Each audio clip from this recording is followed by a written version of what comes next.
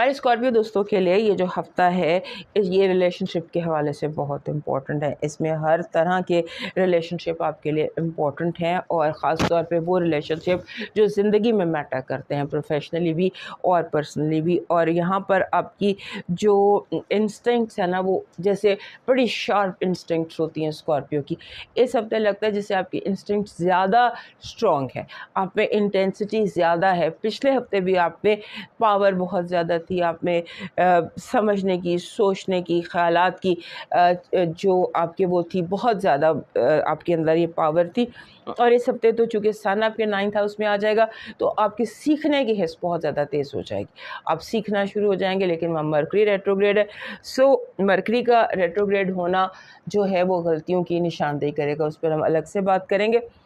आपने इस हफ्ते अपने ख्वाबों में यकीन रखना। हो सकता है आपके ख्वाबों में आपको कोई ऐसा मैसेज मिल जाए जो आपने कभी जिसका जवाब की आपको तलाश थी।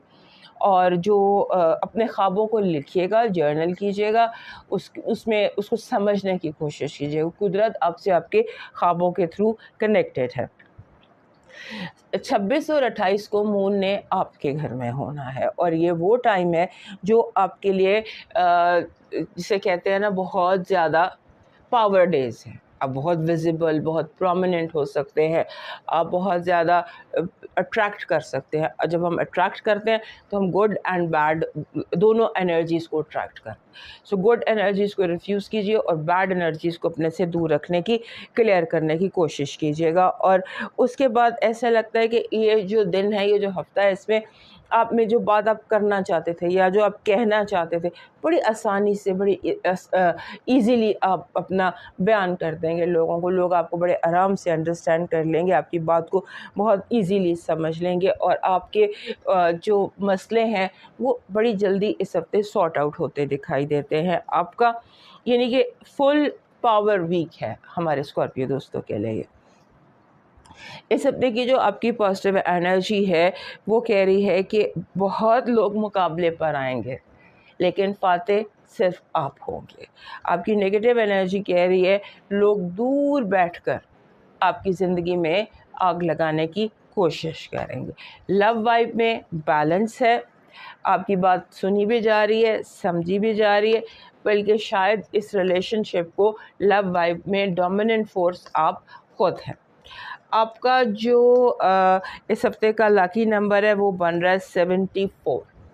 7 और 4 दोनों आपके लिए लकी साबित होंगे। और ये कहते हैं थोड़ा सा ग्रीन में, थोड़ा सा कुदरत के साथ, थोड़ा सा घर से बाहर निकलने की कोशिश कीजिए। आपका जो मून है, बिकॉज मून ने आपके घर में भी आना है, चढ़ता चांद है और आपके तीसरे घर में इसने फुल होना है। सो वो कह रहा है कि ये टाइम जो है ये कामयाबी का है। अपना मकसद, अपना ख्वाब पूरा करने की फुल कोशिश करें।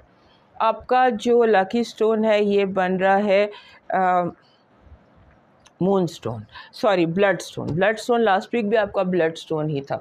और ब्लड स्टोन जो होता है ये ब्लड स्टोन भी यहाँ मैंने देखा था, ये पत्थर है रेड और ग्रीन कलर का होता है। और रेड और ग्रीन कलर का जो ये पत्थर होता है इसका थंबल आपके पास हमेशा होना चाहिए, ब्लड स्टोन।